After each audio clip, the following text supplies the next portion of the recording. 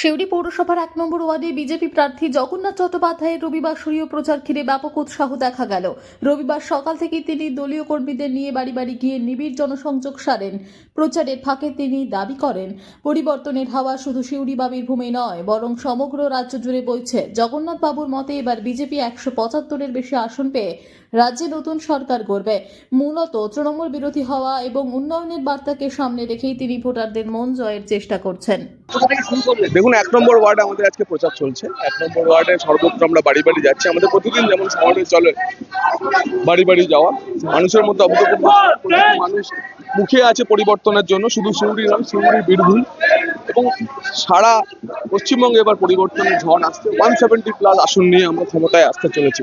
আগামী ৯ এপ্রিল প্রধানমন্ত্রীজি সিউড়িতে জনসভা করতে আসছেন। আমরা সিউড়ির মানুষের কাছে, বীরভূমের মানুষের কাছে অনুরোধ জানাচ্ছি যে আসুন সেদিন প্রধানমন্ত্রীর জনসভায় দলে দলে যোগ দিন, আর এক ঐতিহাসিক জনসভায় সেইকে পরিণত করুন।